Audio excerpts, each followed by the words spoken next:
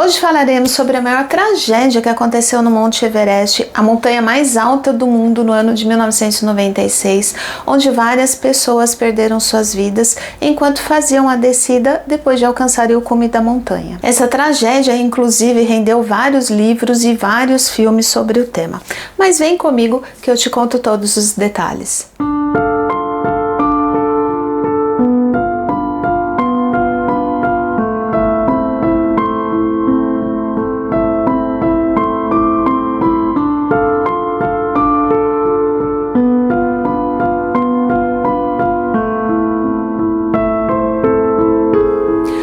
Sejam muito bem-vindos a mais um vídeo aqui do canal. Se você ainda não me conhece, eu sou Edilene Neves e aqui falamos sobre casos criminais reais, mistérios e tragédias. E se você está voltando, muito obrigada por voltar. E eu peço de sempre que você curta o vídeo, que você deixe um comentário, que você compartilhe com um amigo que você acha que se interessa pelo assunto e também que você se inscreva no canal. Se você desejar, me siga nas redes sociais Edilene Neves Oficial, que também estão aqui no descritivo do vídeo, que por lá eu sempre coloco uma chamada quando sai vídeo novo e também por lá a gente pode conversar mais, interagir mais do que por aqui. Então, bora pro caso de hoje. Antes de começar a história de hoje, gostaria de falar sobre o meu livro, que é baseado em fatos reais e conta a vida de uma prostituta do século passado, amante de vários homens importantes, entre eles políticos e influentes, e que teve a sua vida ceifada aos 25 anos de idade. Esse livro é resultado de 2 anos e meio de pesquisas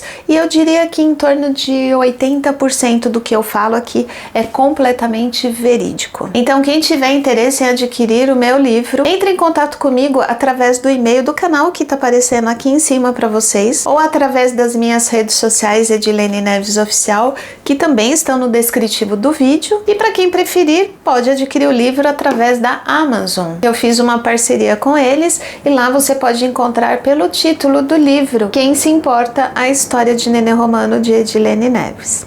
Então, chega de conversa e vamos para o caso de hoje. O Monte Everest é a montanha mais alta do planeta, formada há 60 milhões de anos e é conhecida por ser o topo do mundo. Essa montanha tem um formato de pirâmide com 3 frentes cobertas de neve e possui 8.848 metros de altitude. Ela está localizada no continente asiático, na cordilheira do Himalaia, entre a China e o Nepal. Ela possui um clima bastante hostil, com temperaturas abaixo de zero, com ventos intensos, o que oferece risco de avalanches e terremotos. Ainda assim, o Monte Everest é um dos principais pontos turísticos do Nepal e também da China, já que ele está ali bem na divisa entre o Nepal e a China. Agora, algumas curiosidades sobre o Monte Everest. Primeiro, o nome da montanha foi escolhido em função de um explorador inglês chamado George Everest. Antes disso, a montanha era chamada de Pico 15. Segundo, há controvérsia sobre a real altura da montanha, já que varia durante o ano com a quantidade de neve que é formada. Então, dependendo da época, se nevar muito, ela é mais ou menos do que 8.848 metros de altitude. Terceiro, para muitos povos, o Monte Everest é considerado sagrado. Para os chineses, os sherpas, os nepaleses, os tibetanos, dentre outros. Então, no Nepal, o Monte Everest é chamado de Sagarmatha, que significa rosto do céu. E na China é chamado de Chomolungma, que significa mãe do universo. 4. O Everest foi identificado como a montanha mais alta do mundo pelo matemático e topógrafo indiano Radinatha Sikdar em 1852. E desde então, o local é um dos mais desejados pelos alpinistas. 5. As primeiras explorações ao Monte Everest datam da década de 1920, mas ninguém nunca conseguiu atingir o cume da montanha nessa época, lá na década de 1920. 6. Foi só no ano de 1953 que finalmente 2 pessoas conseguiram chegar ao topo da montanha como eles chamam, né, o cume da montanha pela primeira vez. Seus nomes eram Edmund Hillary, um neozelandês, e Tenzin Norgay, um nepalês. Os dois homens conseguiram chegar ao ponto mais alto do Monte Everest no dia 29 de maio de 1953. Ambos permaneceram no cume do Monte Everest por cerca de 10 minutos somente, onde fizeram fotos, deixaram alguns objetos ali, né, marcando o território mesmo, né. Sétimo, 22 anos depois, em 1975, uma expedição formada apenas por mulheres saiu do Japão em direção ao Nepal com o propósito de escalar o Monte Everest. Em 16 de maio daquele ano, de 1975, a montanhista Junko Tabei se tornou a primeira mulher a alcançar ali, a chegar ao topo da montanha Everest, a montanha mais alta do mundo. Ela também foi a primeira mulher a escalar os 7 cumes, ou seja, as montanhas mais altas de cada continente do mundo. Oitavo, os primeiros brasileiros a conquistarem o Monte Everest foram Valdemar Niklevics e Moser Catão. Os dois subiram os 8.848 metros de altitude em 29 dias, alcançando o cume em 8 horas, no dia 14 de maio de 1995. Nono, o Monte Everest possui duas rotas principais de acesso, que são pelo sudeste no Nepal e pelo nordeste no Tibete. Mas o trajeto mais comum ali, mais utilizado mesmo pelos alpinistas de todo o mundo, é iniciado no Parque Nacional de Sagarmatha, no Nepal. Décimo, é dito pelos estudiosos que o Monte Everest cresce cerca de 4 milímetros todos os anos. Ele não para de crescer, e isso se deve à continuidade do processo de convergência das placas tectônicas que originaram a cadeia montanhosa do Himalaia, por se tratar de uma área tectonicamente ativa e instável. 11º, o Everest é recoberto por uma camada de neve eterna por conta das baixas temperaturas encontradas nos pontos mais altos. No verão são registrados em torno de 19 graus centígrados negativos, e no inverno as temperaturas podem variar entre 35 e 60 graus centígrados negativos. Sendo assim, os pontos mais altos do Monte Everest são inviáveis para a formação de qualquer espécie de vida, seja animal ou vegetal. 12º, é comum a ocorrência de ventos muito fortes no Monte Everest, principalmente nas áreas mais próximas do cume, onde se registram rajadas de 160 km por hora. É para voar lá de cima mesmo, né? 13ª, a primeira vez que alguém escalou o Monte Everest sem o uso de oxigênio suplementar foi em 1978 por Messner, que é um dos grandes nomes do montanhismo mundial, e também por Habler. Desde a conquista do Hillary e Norgay, muitos montanhistas utilizaram ali a mesma rota feita por eles para escalarem o Monte Everest, que consiste na rota meridional. Os grupos de alpinistas que sobem o Everest, eles costumam realizar a montagem de acampamentos acima e abaixo do ponto de rota onde estão, prática que auxilia na adaptação ali dos efeitos da altitude, né? Eles vão se acostumando ali, então eles ficam parados por um tempo ali naqueles pontos. O último acampamento é montado a cerca de 900 metros abaixo do topo da montanha. A subida ao Everest é uma atividade que emprega muitos guias locais, em especial escaladores, que conhecem a montanha, e por viverem ali, né, eles estão mais acostumados às condições da pressão atmosférica e ao clima adverso, como é o caso das pessoas da etnia Sherpa. Por essa razão, os moradores locais que acompanham os alpinistas são chamados de Sherpas. Mesmo que eles sejam chineses, nepaleses ou tibetanos, não importa. Eles usam o termo Sherpa para as pessoas que acompanham os alpinistas. É dito, inclusive, que esses Sherpas são explorados e recebem valores muito abaixo do que deveriam receber para realizarem um serviço tão difícil, né? Um trabalho bastante exaustivo, é bastante intenso e muito perigoso. De acordo com o Conselho Britânico de Alpinismo, a maior parte das expedições ao Everest dura cerca ali de 2 meses. A equipe chega aos acampamentos de base no final do mês de maio março, se preparam ali acostumando-se ao clima, né? E as datas para subirem ao topo só se iniciam na segunda quinzena de maio, quando as temperaturas estão mais amenas. Nessa época, os ventos também são mais fracos, o que contribui para evitar acidentes. Depois de tudo pronto, a equipe inicia a subida por volta da meia-noite, que é quando o clima está mais tranquilo, com menos vento, e também para que os alpinistas estejam no cume da montanha logo pela manhã, que dura em torno assim, de 8 a 10 horas de escalada até o topo. Quando eles chegam no topo da montanha, somente meio trajeto foi feito, porque eles vão levar mais ou menos o mesmo tempo, entre 8 e 10 horas de tempo ali para descer, né? Então, quando eles chegam no cume da montanha, só foi feito metade do caminho, a outra metade é descer. É importante frisar aqui que a descida deve começar no máximo às 14 horas, já que depois disso a visibilidade e o clima normalmente não contribuem muito para a descida. E se passar muito desse horário, compromete a segurança dos alpinistas. Ainda mais se a temperatura muda de repente, né? Ou se do nada, sei lá, surge uma tempestade. Aí complica mesmo.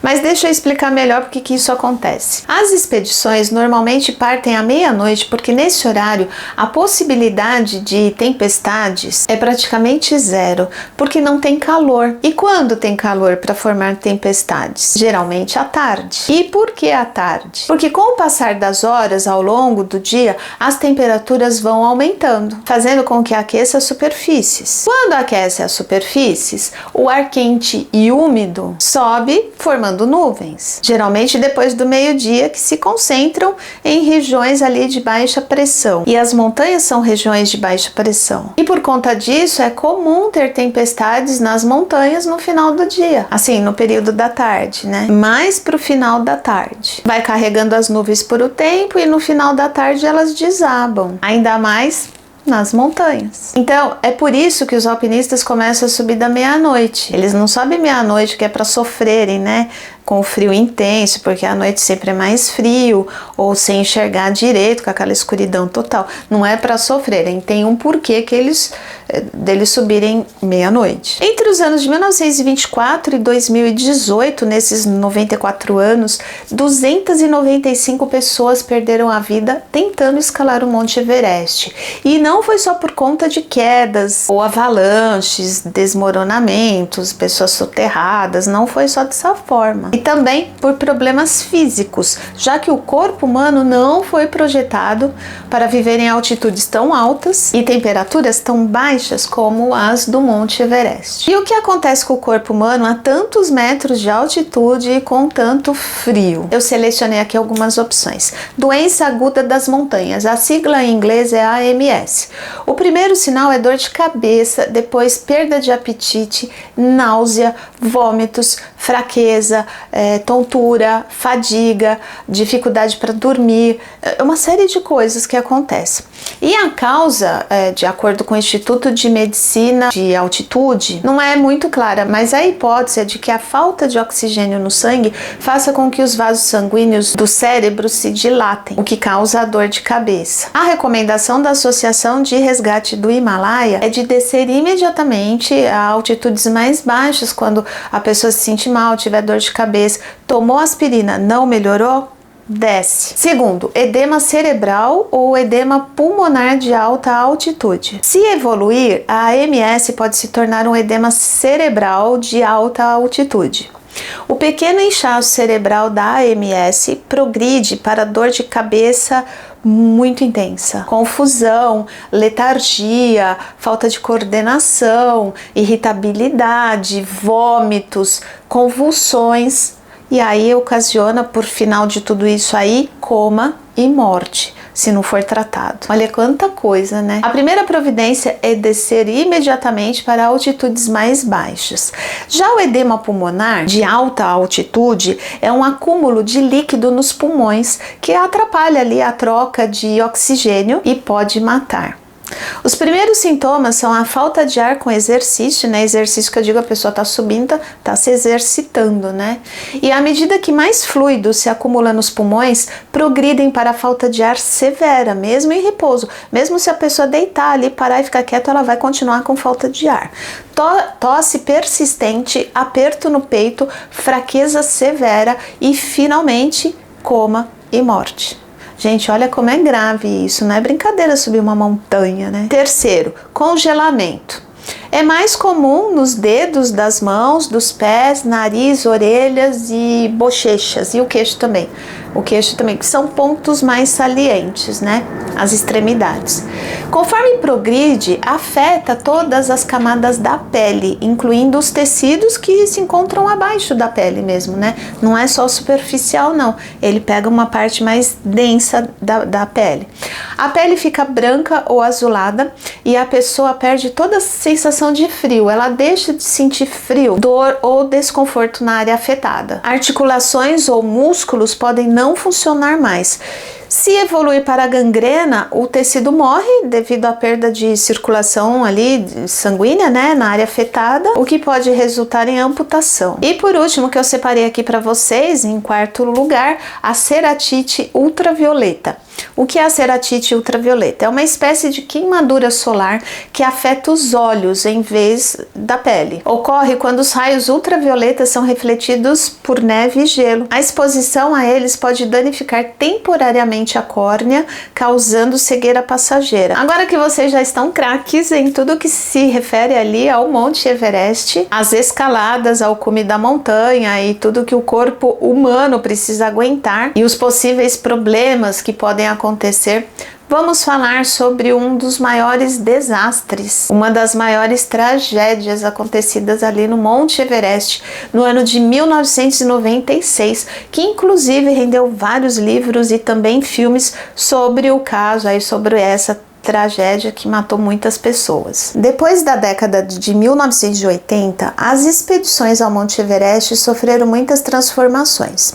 E quais foram essas transformações? Primeiro, essa história de subir sem oxigênio suplementar, que era algo novo e que passou a acontecer ali com maior frequência de não usar oxigênio extra. Depois, os grandes montanhistas, aqueles que tinham muita experiência em escalar montanhas, especialmente o Everest, passaram a organizar grupos para subirem ao cume da montanha com eles. Inicialmente, esses grupos eram para pessoas que também tinham bastante experiência em montanhismo, mas que não tinham assim um grupo, né? Eles não tinham uma equipe, uma grande equipe, toda a infraestrutura para subirem a maior montanha do mundo. Então eles entravam nesses grupos, que eram grupos comerciais, para terem com quem subir, e assim era mais seguro, um ajudando o outro, fazia companhia para o outro e tudo mais, né? Era mais seguro, mais tranquilo e mais gostoso subir com outras pessoas.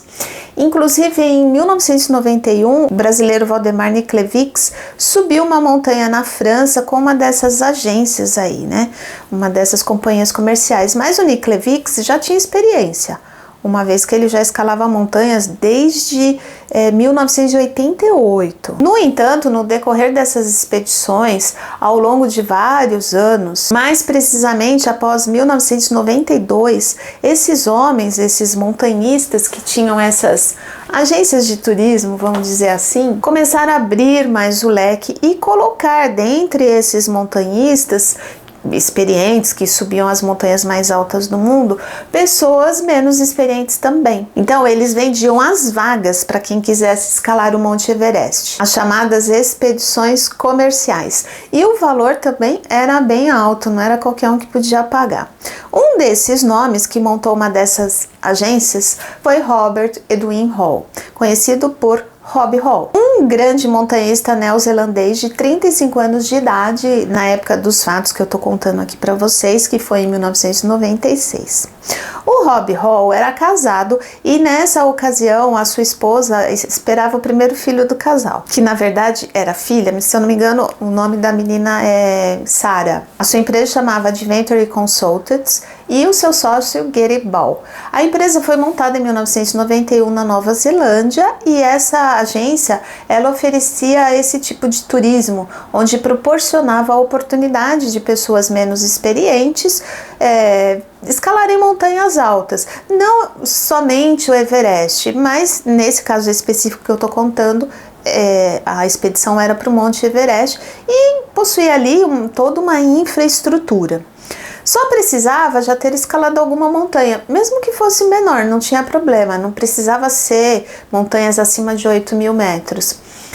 se escalasse uma montanha mais baixa, já sabia como era feito, pronto, já podia se aventurar a escalar a montanha mais alta do mundo. Claro que esse tipo de comercialização foi muito criticada pelas pessoas ligadas ao meio ali, ao montanhismo, né? Mas que no final acabou dando muito certo, já que muitas pessoas conseguiram sim, mesmo as que não tinham muita experiência, elas conseguiram escalar montanhas altas. Era só escalar alguma montanha mais baixa e depois o Everest, e eles conseguiam chegar ao cume.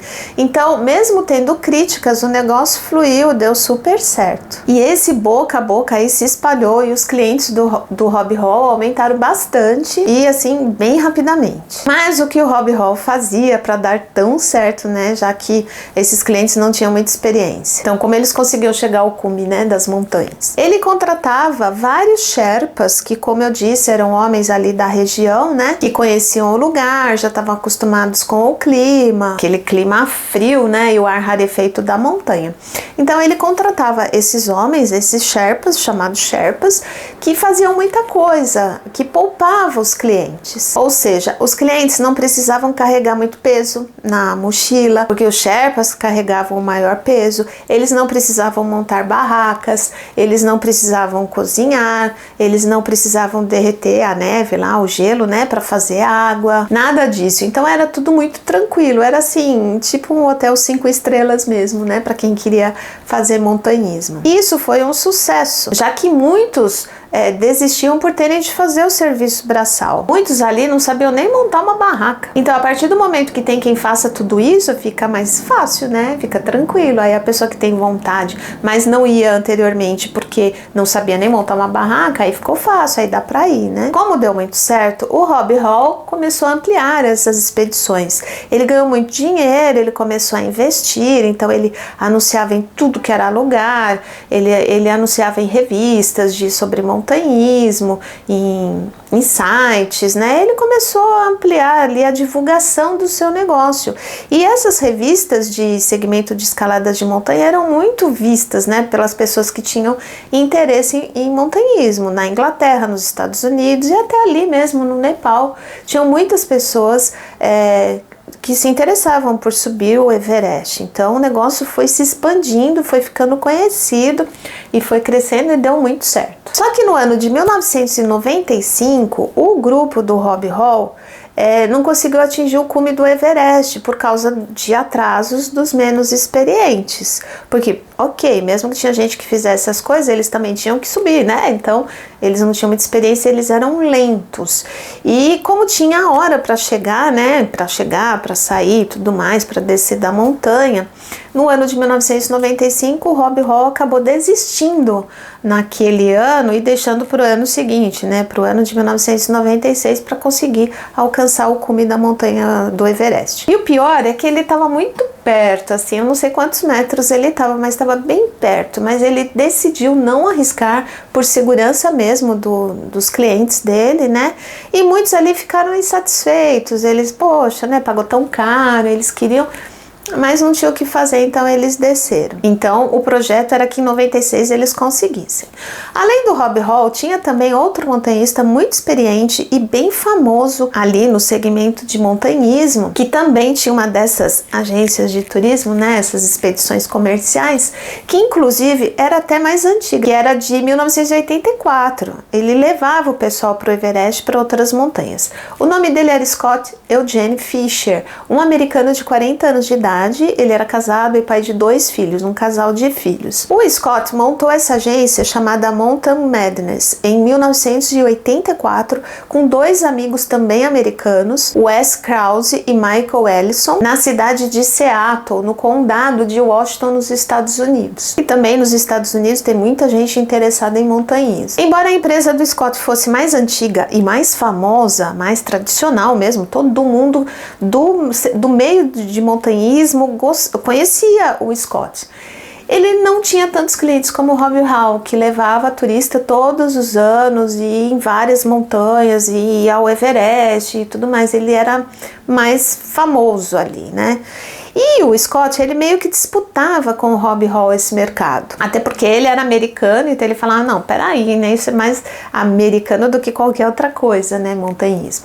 Bom, o Scott marcou uma expedição ao Everest em 1996 e a revista Outside, que era uma revista voltada para o segmento do montanhismo, ficou interessada em cobrir essa expedição. E para isso mandou um de seus jornalistas que tinha grande experiência em montanhismo, além de ser uma pessoa muito influente. Essa pessoa era Jon Krakauer, de 42 anos de idade, para cobrir esse evento, e posteriormente ele escreveria o livro No Ar Rarefeito, um livro super conhecido aí do meio do montanhismo, que inclusive foi inspiração para outros livros e filmes também. A revista Outside negociou com o Scott a cobertura da expedição, mas no final a revista Outside acabou fechando com o Rob Hall e não com o Scott Fischer, o que deixou o Scott muito irritado, porque era uma baita promoção, né, sair na revista para a agência dele. Então ele ficou realmente muito bravo. Mas como não tinha jeito, a revista fechou com a outra agência, ele seguiu por outro caminho. O Scott então aceitou a proposta da jornalista e socialite Sandy Hill Pittman. A Sandy era uma socialite de Nova York e ela escrevia para a NBC. Como ela era uma correspondente, ela foi com um telefone via satélite e ia passando as informações ali para o jornal diariamente, quase que em tempo real. Diferente do Jon Krakauer, que ia escrever para a revista no final da expedição somente. E esse era um grande diferencial para o Scott, né? Porque aquilo estava sendo divulgado ali, então estava aquele oba-oba. E com a Sandy ele teria muito mais visibilidade, enquanto ainda acontecia a expedição. Além disso, o próprio Jon Krakauer, quando escrevesse para a revista Outside sobre a expedição de 1996, também estaria dando visibilidade ao Scott, já que ele e a sua empresa estariam lá, né, para a mesma finalidade, com o mesmo intuito, que era escalar o Monte Everest. Então ele ia aparecer em fotos, ele estaria sendo divulgado indiretamente também pela agência do Rob Hall. E como se isso não bastasse, o Scott, que estava determinado a trazer visibilidade para sua empresa e assim se sobressair à empresa do Rob Hall, né, já que ele queria competir com ele, foi atrás de um dos melhores guias da época, que era o Anatoly Nikolaevich Bukrev, de 38 anos, um grande montanhista russo residente no Cazaquistão. Para vocês terem uma ideia de como o Anatoly era bom e famoso ali no meio, em 1996, no ano aí dessa expedição, ele já tinha escalado 5 das 14 montanhas mais altas do mundo, que são acima de 8.000 metros, e que não é nada fácil fazer essa escalada, e já tinha inclusive aberto rotas novas em 3 das maiores e mais difíceis montanhas do mundo. E abrir rota nova não é para qualquer um. Então o cara era muito respeitado e super conhecido no meio do montanhismo. Então, só para vocês se situarem, naquele ano de 1996, 2 grandes expedições estavam subindo a montanha do Everest, além de outras expedições menores. Era muita gente subindo ao mesmo tempo, mas as mais conhecidas eram essas 2, a Mountain Madness do Scott Fischer e a Adventure Consultants do Rob Hall. A turma do Rob Hall era formada por o Rob Hall, de 35 anos, que era o líder da expedição e um dos sócios da agência Adventure Consultants, o Mike Groom, de 37 anos, que era o guia assistente australiano, o Andy Harris, de 31 anos, outro guia assistente, esse era da Nova Zelândia, Ellen Wilton, que era gerente do acampamento de base, doutora Caroline Mackenzie, era a médica do acampamento de base, 8 Sherpas, chefiados por Eng Dorje, de 26 anos, e os clientes, Doug Hansen, de 46 anos, ele era um carteiro norte-americano que já tinha tentado subir no ano anterior e estava retornando. O Siaborbeck Weathers, de 49 anos, que era um médico patologista do Texas. A Yasuko Namba, de 47 anos, do Japão. O Stuart Hutchinson, de 34 anos, um médico do Canadá. O Frank Fishback, de 53 anos, de Hong Kong. O Lou Kaczynski, de 53 anos, dos Estados Unidos. O John Task, de 56 anos, da Austrália. E o Jon Krakauer, de 42 anos, o convidado da Outside. Por sua vez, a outra expedição era composta, a da Mountain Madness, por Scott Fischer, de 40 anos, que era o líder da expedição e um dos sócios da agência, o Anatoly Bukrev, da Rússia, de 38 anos, o principal guia, o Neil Baidman, de 36 anos, guia assistente dos Estados Unidos, a doutora Ingrid Hunt, gerente médica do acampamento base, também 8 Sherpas, chefiados por Lobsang Jangbo, de 23 anos, e os clientes. Sandy Hill Pittman, de 41 anos, que era jornalista e socialite dos Estados Unidos. Charlotte Fox, de 38 anos, ela era esquiadora de Aspen, também americana. Tim Madison, de 33 anos, também esquiador de Aspen, Estados Unidos, também americano. Martin Adams, de 47 anos, dos Estados Unidos. Line Gamelgard, de 35 anos, da Dinamarca. E Dale Curse, um dentista americano amigo pessoal do Scott, primeiro a fechar essa expedição de 1996. Também tinha o Pete Schoening, de 68 anos, que era um alpinista da década de 50. Ele era o mais velho aí da expedição, né, 68 anos. E o seu sobrinho, o Cleve Schoening, de 38 anos. Bom, todos chegaram ao Nepal no final de março de 1996, no acampamento base, que fica a 5.270 metros de altitude, quando então foi dado o início ali do processo de aclimatação, que é quando a pessoa precisa se adaptar ao clima, né? É um processo de ajustar ali as mudanças climáticas, já que na altitude existe pouca pressão atmosférica e pouco oxigênio, então o corpo precisa se acostumando aos poucos, né? Não dá para chegar de uma vez de supetão. Então eles fazem aclimatação e assim eles têm condições para conseguir fazer a ascensão ao cume, e isso realmente leva algum tempo. Por isso que são 2 meses, tem que chegar bem antes lá. Então é assim, tem o acampamento base, que está acima de 5.000 metros, depois tem o acampamento 1, o acampamento 2, o acampamento 3, o acampamento 4, que fica a 942 metros do cume da montanha. Então do 4 já vai para o cume.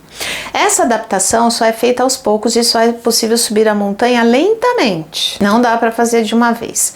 E logo no começo, pela rota sul do Nepal, logo de cara, já tem uma grande dificuldade ali, logo depois do acampamento base. Para chegar ao primeiro acampamento, né, o acampamento 1, é necessário atravessar a cascata de gelo Khumbu. E é um trecho muito perigoso, onde tem várias fendas, várias gretas assim no gelo, e também várias torres que são pontudas, assim, que podem se desprender ali, se soltar e cair em cima das pessoas. E aquilo, do nada, tem aqueles picos assim que às vezes cai em cima e pega as pessoas, então é muito fácil de matar alguém ali, né? E para atravessar essas fendas, normalmente os Sherpas eles vão antes até lá e colocam escadas de alumínio, que acaba fazendo a função de ponte. Agora pensa, uma escada em cima do gelo, que escorrega, a gente sabe que gelo escorrega, né? E a escada pode escorregar, sem contar que os alpinistas, eles andam com aquelas botas que tem uns ganchos assim, umas garras, né, que é para segurar no gelo. Então pensa ter que atravessar um buraco, né, uma fenda, que são altíssimas na maioria das vezes, em cima de uma escada de alumínio que pode escorregar, e ainda pisando com aquelas botas que tem garras. Jesus! Bom, enfim, é assim, tem que ser assim. As escadas de alumínio são amarradas por cordas, mas ainda assim é muito arriscado, né? Muito perigoso atravessar ali, escorregar e cair mesmo, né? O trecho da cascata de gelo Khumbu é o mais perigoso da escalada do Everest. E lá é o local onde mais pessoas já perderam suas vidas. Então, eles saem do acampamento base, atravessam essa dificuldade toda aí e chegam ao acampamento 1, que fica a 6.035 metros de altitude. Acampamento 1, 6.035 metros. Depois disso, eles sobem mais 439 metros e alcançam o acampamento 2, a 6.474 metros de altitude. Esse acampamento 2 é bem equipado por essas agências, né, por essas expedições comerciais que levam esses clientes. Tem barraca com mesas e cadeiras, tem cozinheiro cozinheiros, eles levam cozinheiros para fazer a comida fresquinha e delícia ali na hora, que fazem pratos variados. É muita infraestrutura para que as pessoas possam descansar bem, se alimentarem bem, para se recuperarem da subida até ali e poder continuar a escalada. Eles precisam ter saúde e condições físicas para prosseguirem. Agora eu fico pensando, como esses Sherpas levam mesas, cadeiras, cozinheiros, panelas, comidas, geladeiras, diz que tinha tapete vermelho, como eles conseguem fazer tudo isso passando por essas fendas, equilibrando em cima dessas escadas de alumínio, com aquelas botas, com aquele... Meu, eu só imagino como eles transportam tudo isso. Eu não tenho ideia de como é de fato, só posso imaginar. Depois do acampamento 2, a ascensão ao cume do Everest começa a ficar realmente mais difícil, já que vem partes bem íngremes, que levam até o acampamento 3, que já está em 7.158 metros de altitude. Do acampamento 3 é feita a diagonal para a esquerda, seguindo em direção ao Colo Sul, que é um selado que une o Lhotse, que é a quarta montanha mais alta do mundo, até o Everest. E no Colo Sul é montado o acampamento 4, a 7.906 metros de altitude, que é o último acampamento antes do cume. Esse ponto é conhecido como Zona da Morte, onde a maioria dos alpinistas necessita do tanque lá de oxigênio, né, do oxigênio extra. Os dois guias, o Rob Hall e o Scott Fischer, queriam que seus clientes tivessem todas as mordomias assim possíveis, tudo na mão, né, para não se cansarem. Então, por isso, eles contrataram 8 Sherpas cada um. Só que o principal guia do Scott, o Anatoly Bukrev, ele não gostou nada de ter que fazer coisas pelos clientes. Ele falou que ele não era babá de ninguém, que cada um que se vire. Ele não gostou muito, não. Ele não estava acostumado com essas coisas, né? Então ele simplesmente deixou que os clientes do Scott montassem suas barracas e foi fazer outras coisas lá e nem fingiu que não viu. Ele ficou ajudando a montar aquelas barracas onde tinha as comidas, a estrutura toda lá. E quando o Scott chegou e viu, ficou muito bravo. E os dois meio que se estranharam e o Anatoly levou uma bronca mesmo ali do Scott, já que ele era contratado do Scott. Então ali naquele momento o Scott era chefe dele, né? Então eles tiveram uma certa indisposição ali entre eles e ficou um climão meio chato. E o Scott falou, não, meu filho, eu te paguei para fazer, ia pra fazer e ponto final, não discute. Mais ou menos isso, né? Depois de terem feito a climatização, que isso demorou ali quase 2 meses, né? Foi bastante tempo. Todos já estavam aptos a subir. Só que aquela coisa de competição entre as duas equipes, as principais, né? Não estamos nem falando das outras, porque as outras, o pessoal que estava indo por outro lado. As duas principais, que era do Rob Hall e Scott Fischer, não era saudável, né? Porque um podia passar por cima do outro, porque todos tinham o mesmo objetivo, chegar primeiro ao cume da montanha, né?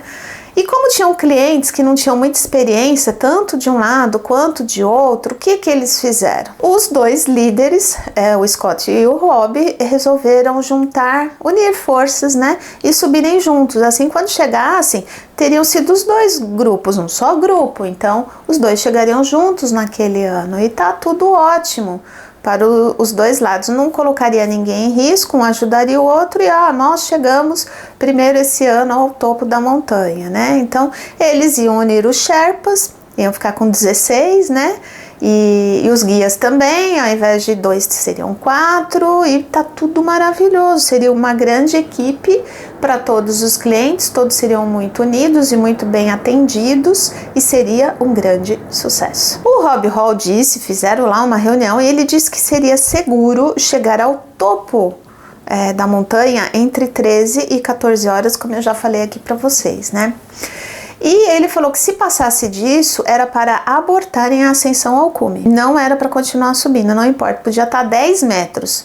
Deu 14 horas, volta, porque seria perigoso continuar subindo. O Scott, como tinha uma agência há mais tempo, ele era mais descolado, porque aí depende muito da pessoa, né? Ele não concordou muito com o Rob, não, mas aí ele ficou calado. Ele não se indispôs, ele ficou quieto e não disse nada, não. Mas não deu muita importância a essa coisa de horário, imposto assim tão rígido, né? Um horário tão rígido imposto pelo Robbie Hall, mas os clientes do Robbie decidiram que seria mais seguro respeitar o que o líder deles lá estavam falando e tá ok, então vamos respeitar esse horário. Pelo menos a maioria, tá? A maioria dos clientes do Robbie decidiram respeitar o horário. Porém, logo de cara, os dois líderes, o Robbie e o Scott, tiveram uma divergência por causa do Anatoly, já que o Anatoly se recusava a usar o oxigênio suplementar, né? Ele não queria, ele queria subir sem oxigênio, porque ele já estava acostumado e ele preferia não usar. Então era uma coisa dele. E aí ele disse que ele se sentia meio mole quando fazia uso do oxigênio, ele preferia ficar sem. E o Scott acabou concordando, porque o Scott também costumava subir sem oxigênio, né? Então ele não criou caso, não. Mas o Robbie Hall não concordava, porque ele via de forma diferente. Ele achava que era mais seguro, né? Que era uma questão de segurança subir com oxigênio extra ali, né? Já que o Anatoly não estava ali esportivamente, ele estava a trabalho, ele era um guia, então ele não podia se expor dessa forma. Mas depois de muita conversa, o Anatoly acabou subindo sem o oxigênio mesmo, isso com o aval do chefe dele, do Scott Fisher, que era quem tinha contratado os serviços do Anatoly. Ainda durante a aclimatação, um dos Sherpas, só voltando um pouquinho, um dos Sherpas do Scott, chamado Nawang Dorje, passou mal no acampamento 1 e foi levado abaixo para o campo base, ali para o acampamento base, e depois ele foi levado ao hospital de helicóptero e ele acabou falecendo lá no hospital alguns dias depois. E o pessoal do acampamento, a equipe, aí só ficaram sabendo da morte dele ali por volta do dia 6 de maio, mais ou menos 6, 7 de maio, que eles ficaram sabendo que esse Sherpa tinha falecido. Então ali já aconteceu a primeira morte, embora não tenha sido no acampamento, foi em função da aclimatação. Depois disso, a primeira desistência aconteceu com um cliente do Scott, o Pete Schoening, que é aquele que tinha mais idade lá, que tinha 68 anos de idade, que já era um alpinista da década de 50, ele já tinha bastante idade, então ele decidiu voltar. Ele não se sentiu bem e decidiu voltar. No dia 6 de maio, todas as equipes começaram a subida rumo ao acampamento 4. E lembrando, o acampamento 4 é o último acampamento antes do cume. Só que logo no dia seguinte, no dia 7 de maio, aconteceu a segunda desistência, que foi o Dale Cruz, de 45 anos, que era aquele dentista amigo de longa data, aquele dentista americano que era amigo antigo lá do Scott Fisher, que inclusive tinha sido o primeiro a fechar a vaga dessa expedição com o Scott e tudo mais, né? E ele passou mal ali durante a aclimatação, parece que ele já tinha escalado outras montanhas e toda vez que ele escalava, ele passava mal nessa aclimatação, ele tinha algum problema, assim, né? Então ele resolveu desistir. E o Scott, como era muito amigo do Dale, ele decidiu retornar com o Dale, com o amigo, decidiu retornar com ele até o acampamento de base. Ele ficou com receio de deixar, ou ele não estava se sentindo bem, deixar ele voltar sozinho. Era muito amigo, desceu junto. E isso, de certa forma, não foi bom, né? Porque até ele descer e voltar novamente, ele atrasou muito, né? Pensa, eles já iam subir pro 4, aí ele teve que voltar eles estavam no 3, teve que voltar pro 2, pro 1 e pro base, e depois voltar tudo de novo até o 4. Embora ele tivesse um preparo físico excelente, isso acabou causando um grande atraso para o Scott e muito, muito cansaço. No dia 9, as equipes chegaram ao acampamento 4. E fazia muito vento. O Scott, lembrando, ele ainda estava no caminho, ele não estava, quando chegaram no acampamento 4, ele ainda não tinha voltado. Então, aquele dia não estava bonito, assim, típico de véspera de cume, né? Ele estava com cara de tempestade a caminho. E o guia do Scott, que continuou o caminho, o Anatoly, que era muito experiente, ele conhecia tudo, né? Ele questionou o Robbie Hall sobre o vento, que disse que não teria tempestade. O Robbie Hall falou, não vai ter tempestade, eu verifiquei a meteorologia, só que o Anatoly não acreditou não, ele falou, não, tem algo errado, vai ter tempestade, esse vento é vento de tempestade, né? Só que o Robbie Hall, ele falou que não, que a previsão estava correta, que ele alegou que tinha pago um sistema de prever o tempo, a meteorologia, e que ele tinha pago muito caro, inclusive, que era 100% seguro, era 100% confiável. E de fato, realmente aconteceu o que o Rob Hall falou, o tempo abriu, quando deu assim mais ou menos 10 horas da noite, né? E lembrando que eles iam sair meia-noite para subir até o cume, né? Quando deu 10 horas, os ventos cessaram. E o tempo abriu, assim, o céu muito estrelado, e de fato as condições eram ótimas para fazer cume. Então o Anatoly ficou meio assim, falou, esquisito, mas abriu, beleza, então, né? E aí vamos continuar, que a previsão do Rob estava certa. Agora, depois de tudo isso, o que aconteceu foi que o Scott, que tinha ido levar o amigo lá, o Dale, lá no acampamento base, né, foi o último a chegar ao acampamento 4, e ele só conseguiu chegar por volta das 5:30 da tarde, assim, bastante chateado com o atraso, e assim, porque ele também não ficou com os outros clientes, né, e também muito cansado, né, lembrando que eles precisavam começar a ascensão ao cume à meia-noite, então ele chegou às 5:30, era pouco tempo para descansar, porque o negócio é punk, então tem que dar uma boa descansada, comer, se alimentar e tudo mais, e ele tinha pouco tempo para se recuperar, mas é isso aí, era o que, né, ficou chateado, mas aí ele foi dar uma descansada. Tanto que ele foi o último a sair, né? O pessoal saiu meia-noite, ele só conseguiu sair às 1:30 da manhã. Como já foi dito, os dois líderes se uniram com o propósito de juntar forças, onde todos os Sherpas alpinistas juntos pudessem fixar a rota ali do trecho do ataque, como eles chamam, é esquisito, ataque ao cume, né? Mas os montanhistas usam esse termo para atingir o topo da montanha, ataque ao cume.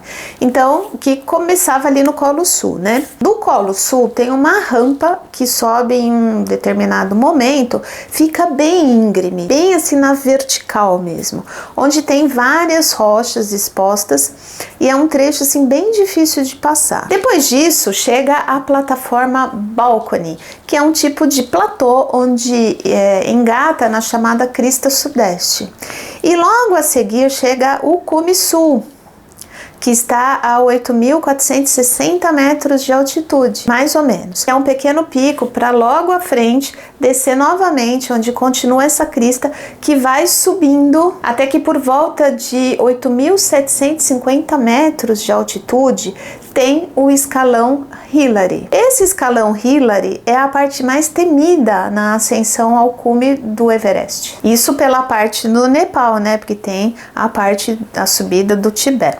O escalão Hillary é um trecho mais inclinado de rocha e de gelo que tem mais ou menos 15 metros de altura. E é o único local da rota onde é necessário usar os pés e as mãos. Então, assim, é bem desgastante mesmo. É um trecho bem delicado e de difícil acesso, e consequentemente há um risco muito grande de queda. E por conta de todas essas dificuldades, é muito importante ter as cordas afixadas, porque você tem que se segurar em algum lugar, né? Não pode subir só com o picador de gelo lá, não sei como é que chama. Acontece que quando eles chegaram ao acampamento 4, eles viram que as cordas não tinham sido afixadas, e elas deveriam ter sido afixadas antecipadamente pelos Sherpas. Mas por que os Sherpas não afixaram antes, sendo que tinham tantos Sherpas, né? Por que nenhum deles foi lá fazer isso antes? Então, eles não tinham afixado porque eles tinham escutado um boato de que outra equipe já tinha afixado essas cordas, só que não era verdade e eles não foram lá conferir. O plano das duas equipes era que o Eng Dorje e o Lobsang Jangbu, que eram os sirdares da expedição, sirdares são os montanhistas mais fortes, né?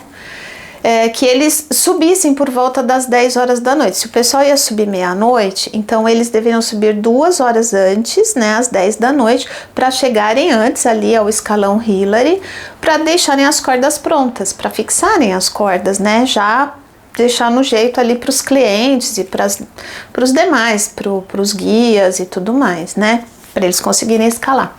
Acontece que os clientes chegaram ao escalão Hillary junto com eles e não tinham cordas para eles subirem, não tinham cordas afixadas ali. Lembrando que tinha uma boa parte deles, né, que não tinha experiência, né? Como nós falamos aí no começo.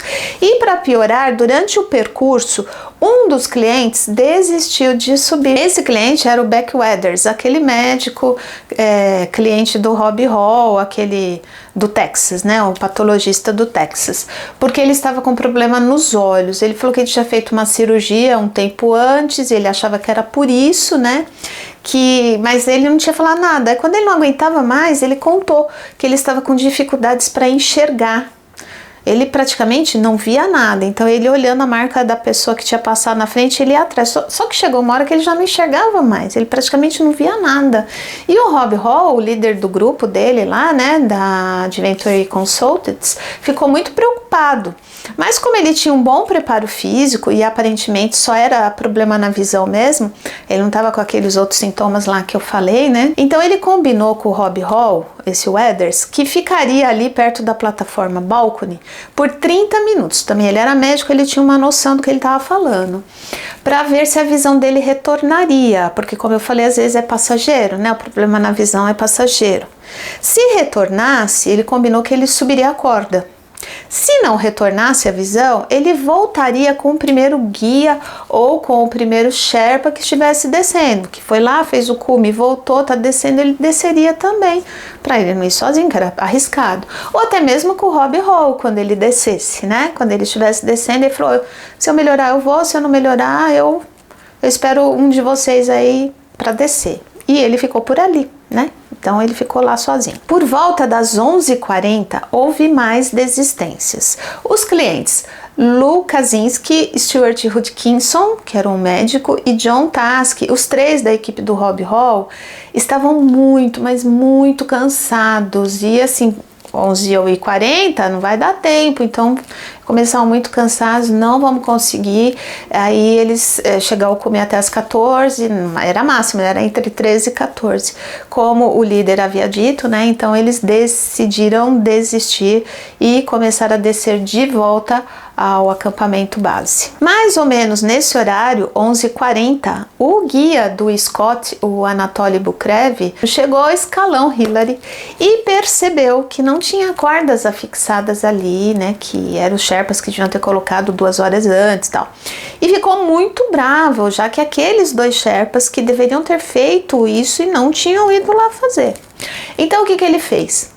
Ele mesmo começou a fixar as cordas. Só que esse era um trabalho demoradíssimo, não é assim tão fácil fixar as cordas nesse escalão Hillary, que é muito íngreme, 15 metros e tal. Só que ali, por conta da dificuldade do lugar, o Anatoly, ele demorou, mesmo experiente, 1 hora para fixar as cordas. E, gente, já era 11h40. Então, se ele levou 1 hora para fixar essas cordas, ele terminou ali por volta das 12h40. Ou seja, eles tinham que descer entre 13 e 14. Então, eles ainda estavam fixando 12h40. Era muito tarde para iniciar a subida daquele ponto, porque ainda era longe. Sem contar que era muita gente para subir e depois muita gente para descer em tão pouco tempo. Essa demora de 1 hora aí custaria muito caro mais para frente. Às 13h07, o Anatoly Bukrev é a primeira pessoa a pisar no cume do Everest em 1996. Seguido pelo guia do Robbie Hall, o Andy Harris, e também pelo jornalista que estava na expedição do Robbie Hall, John Krakauer. Os 3 foram os primeiros a chegarem ao cume da montanha.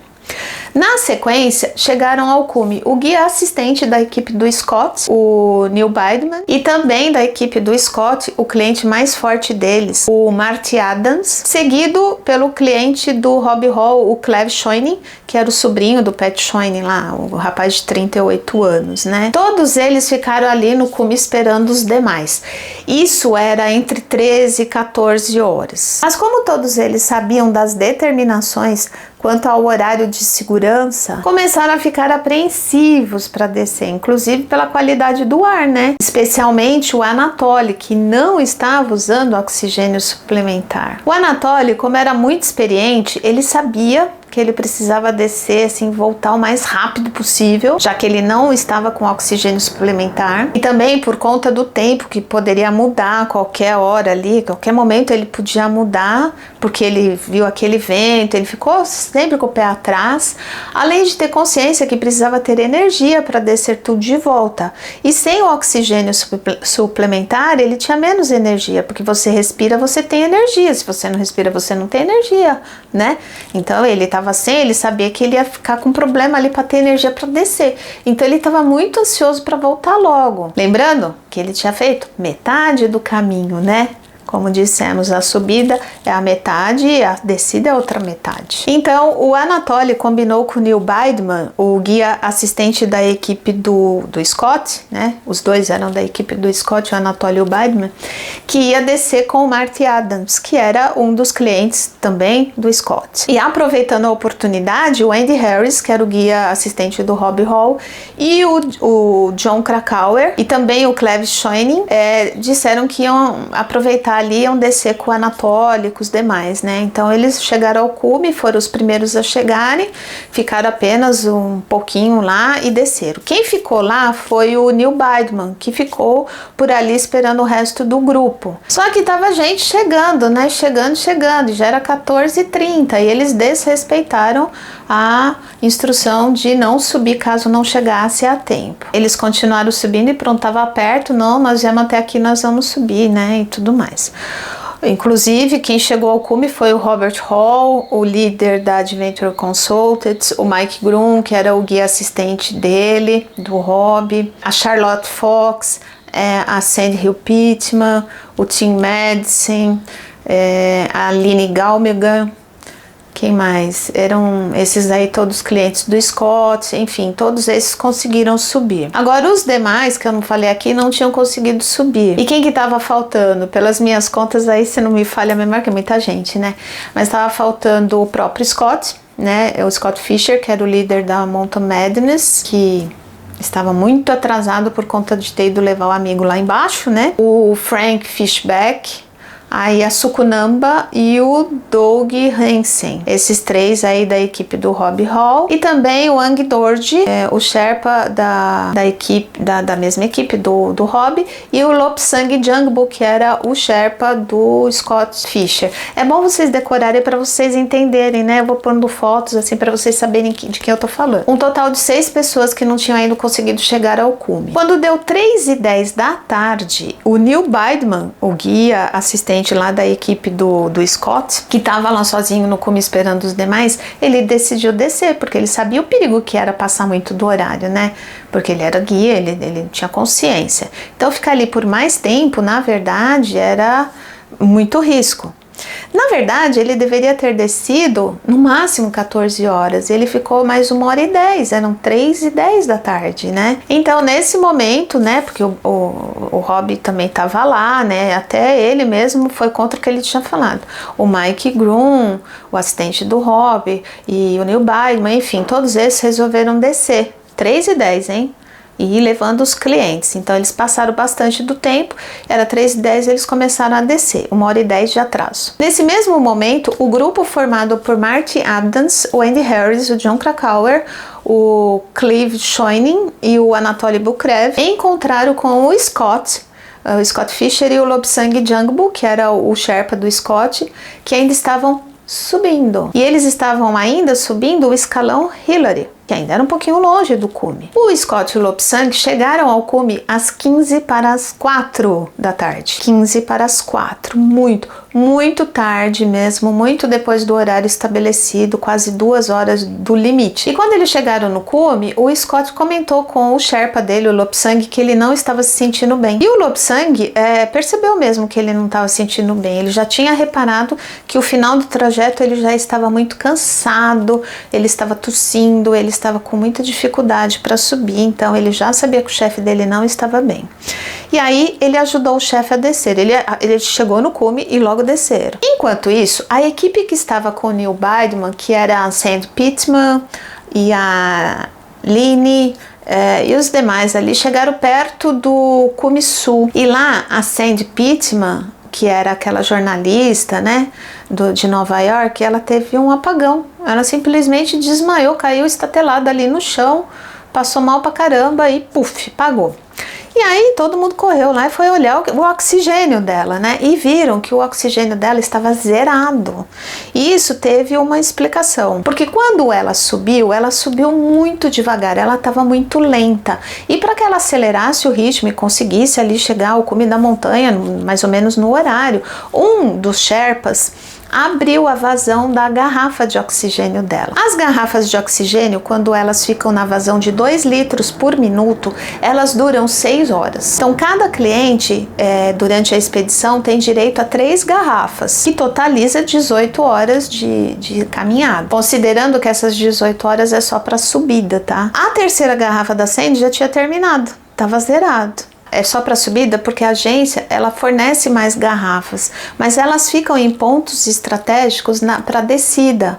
Então subiu com as 3, tem que usar as 3. Para descer tem lugares que tem ali no Colo Sul para os clientes usarem. Então ali pode trocar as garrafas e pegar as garrafas que estão estrategicamente ali. Mas é só para descer, né? Então você tem que subir com as 3. E ela já estava descendo, então...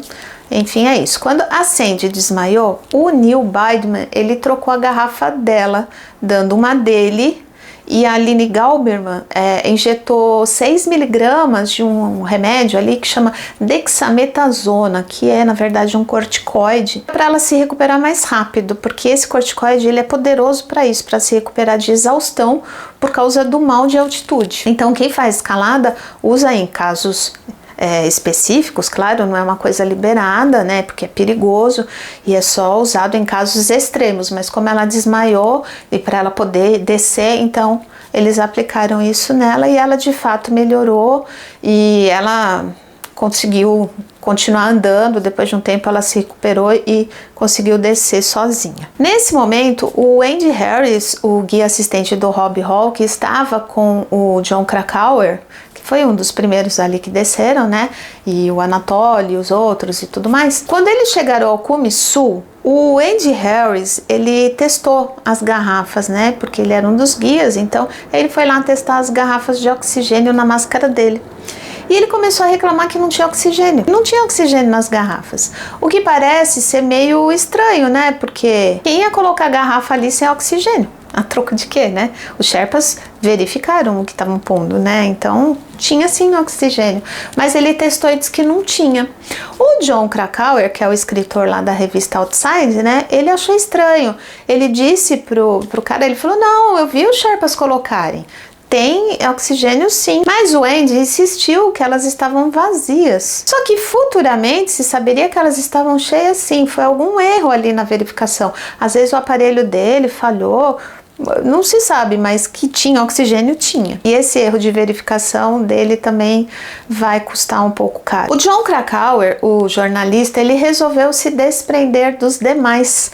Porque assim, nesse momento, como já era tarde e tava dando um ventinho assim, ele começou a ficar preocupado, tava todo mundo ficando meio preocupado.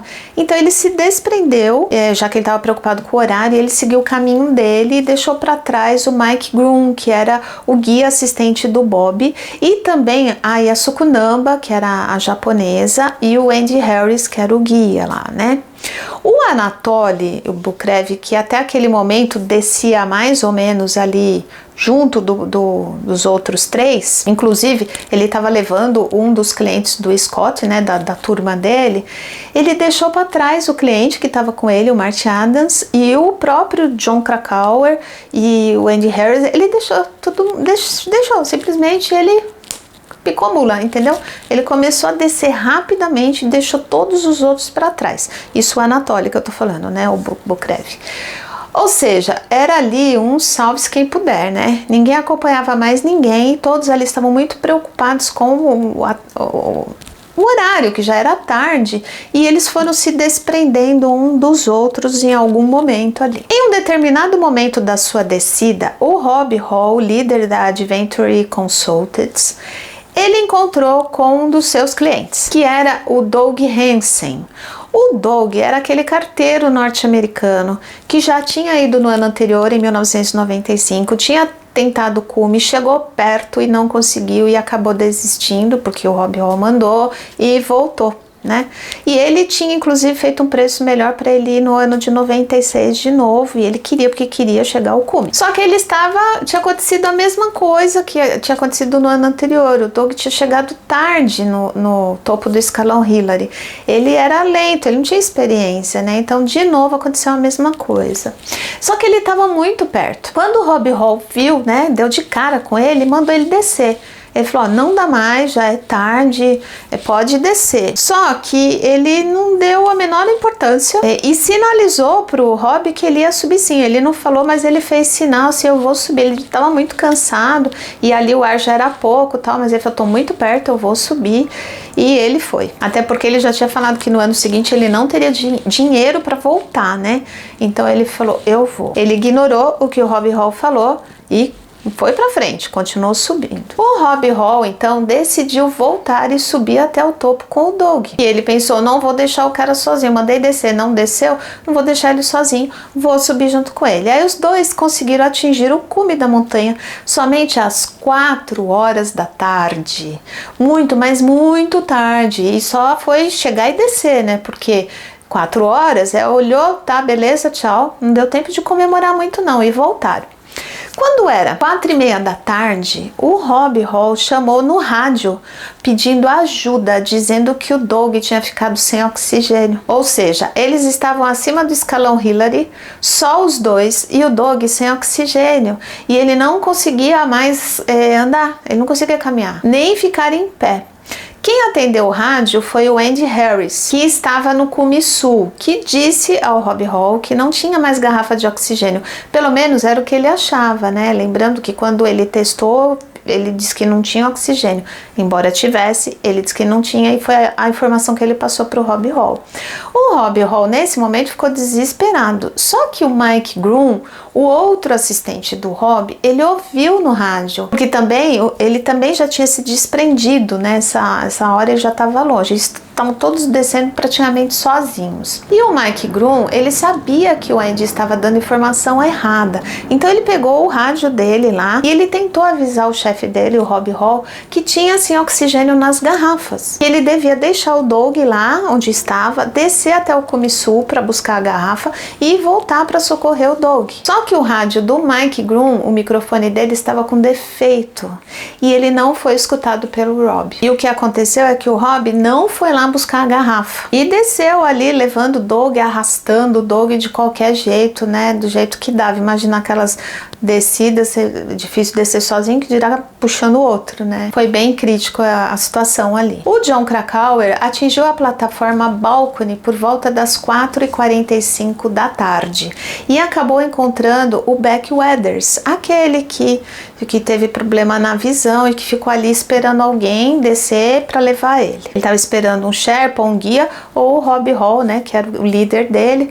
Então ele encontrou com ele ficou ali parado esperando quando o Jon Krakauer o encontrou. O Beck estava meio enfiado na neve, quase cego. Ele não conseguia enxergar mais nada. O Jon Krakauer levou um susto e começou a conversar com ele. Mas ele disse que estava bem, que não tinha nenhum problema, que ele só não estava enxergando direito, que ele tinha combinado, né, com o Rob que ele ia esperar ele ali. Como ele estava bem, o Jon Krakauer falou que o guia assistente, o Mike Groom, estava vindo logo atrás, o que foi um erro. Mas o Beck achou que tudo bem, porque o Jon era um cliente e se o guia estava chegando, ele ia esperar o guia, então, né, ele não ia descer com um cliente também como ele, né, então ele ia esperar o guia. O Jon Krakauer, então, seguiu seu caminho e deixou o Weather lá. Quando o Jon Krakauer chegou ao Colo Sul, no acampamento, o tempo já estava bem ruim. Ventava muito e a visibilidade era péssima, estava tudo branco.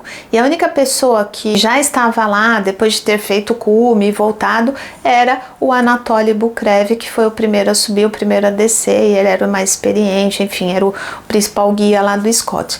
Ou seja, ele fez o cume, ele voltou, não se importou com ninguém e estava lá na segurança da sua barraca. Aliás, futuramente isso seria muito criticado por todos. Nesse momento, o Lobsang atinge o cume sul e encontra com Andy Harris, o primeiro guia do Robbie Hall, que foi quem passou a informação lá para o Robbie que não tinha oxigênio, e ele estava preocupado com o seu chefe, que estava sem oxigênio, juntamente com o cliente lá, o Doug.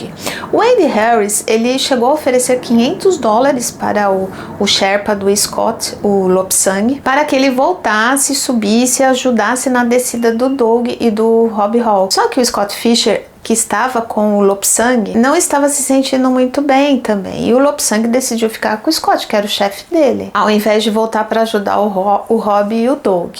O Scott e o Lobsang continuaram descendo e o Andy Harris subiu para ajudar o Robbie Hall. Inclusive o Sherpa, o Lobsang, ele viu o Andy Harris subindo para ajudar o chefe dele, né? Agora, só para vocês não perderem o fio da meada aqui, o Andy Harris, depois disso, não será mais visto, tá? Ele desaparece em algum momento. Ele subiu para ajudar o chefe, ele encontrou com o chefe, sabe-se que ele encontrou porque as coisas dele estavam lá perto do Robbie, mas ele não foi mais visto. Depois disso, ele desaparece e ele acabou sendo dado como morto depois. Inclusive, o seu corpo nunca foi encontrado. Bom, mas voltando, às 18h30 o tempo estava muito ruim, já estava nevando bastante e o vento era muito, muito forte, mas assim, o negócio deu uma virada de repente. Quando isso aconteceu, os grupos que estavam descendo a montanha começaram a descer lentamente e se uniram então o Mike Groom, que é o segundo guia assistente do Robbie Hall, e o Neil Baidman, que é o segundo guia assistente do Scott Fisher. Eles se juntaram aos clientes que estavam ali e começaram a descer, inclusive aquele que estava com problema nos olhos, né?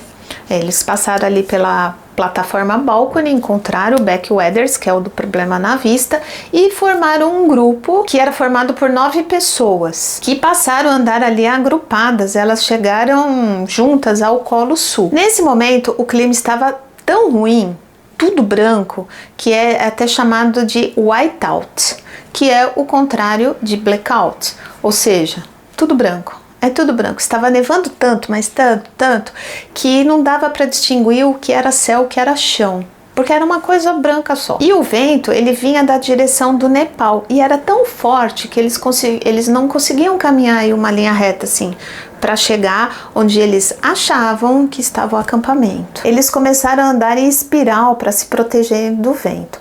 Os únicos que conseguiam andar mais rápido eram os 2 Sherpas, e andavam de um lado ao outro ali. E os 2 guias, inclusive, acharam que os 2 Sherpas sabiam onde estavam indo, e por isso andavam de um lado ao outro. Só que eles não sabiam, eles também estavam perdidos. Vários clientes nesse momento já estavam sem oxigênio.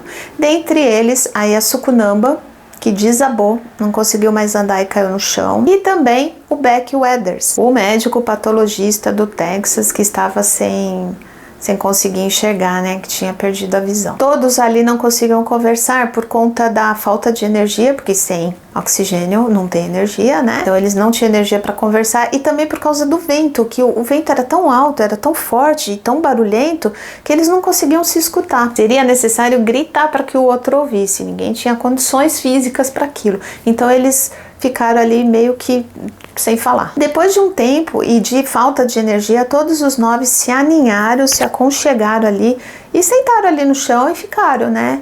Um perto do outro, tentando um proteger o outro do vento, né? Então eles se abraçaram ali e ficaram ali. Por volta das 19h30, o Anatoly Bukrev, ele percebeu que o pessoal não estava chegando, né? Não estava descendo. E aí ele achou tarde, ele falou, aconteceu alguma coisa. Então ele resolveu sair da barraca dele para ajudar as pessoas, porque ali já era certo que algo errado estava acontecendo. Até por conta da tempestade mesmo, né? Que tinha chegado inesperadamente.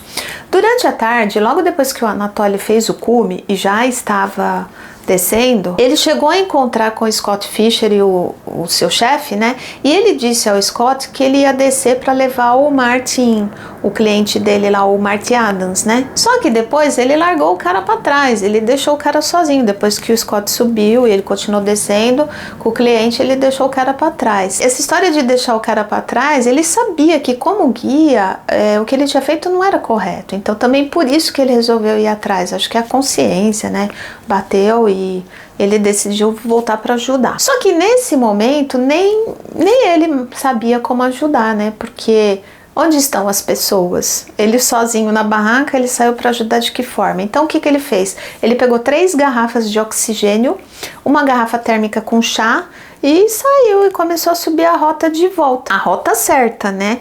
Para encontrar com as pessoas e ver se alguém tinha caído ali sem oxigênio para ele ajudar. Porque ele achou que as pessoas estavam sem oxigênio. Só que nesse momento, o grupo não estava mais na rota. Porque eles, lembram que eu falei que eles tinham se perdido? Que os Sherpas andavam em espiral e tudo mais? Eles saíram da rota. Então, o Anatoly, ele subiu e desceu e não encontrou ninguém, ele retornou para o acampamento. E essa foi a primeira vez que ele saiu para resgatar pessoas e voltou sem encontrar ninguém. Por volta das 20 horas, o Scott, junto com o Lobsang, estavam descendo e lembra, o Scott estava passando mal, eles pararam para descansar. E nesse momento, o Scott já estava muito mal.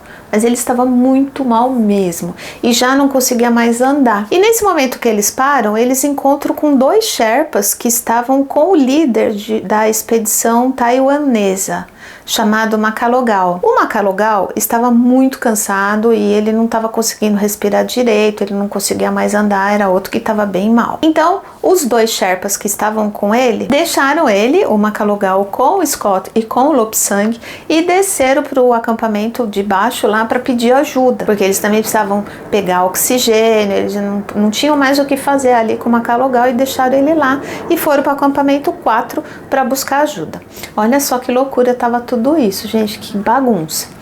Como o Scott e o Makalogal não conseguiam andar, o Scott deu uma ordem para o seu Sherpa, o Lobsang, para que ele descesse também como os outros Sherpas e fosse em busca de ajuda. Que ele, o Scott e o Makalogal, que estavam muito mal, ficariam ali esperando ajuda. E o Lobsang obedeceu o chefe dele lá, o Scott, e desceu e deixou os 2 lá e desceu para pedir ajuda. Só que ele tinha tanta neblina, tinha tanta neve, tanto vento, a visibilidade estava tão ruim, como eu falei, tá, o whiteout lá, né, que era tudo branco, e o Lobsang passou direto pelo acampamento 4, porque ele não enxergou, né, por causa da visibilidade, estava péssima, quase 0. Então, quando ele percebeu que ele tinha passado, que em algum momento ele percebeu, ele retornou.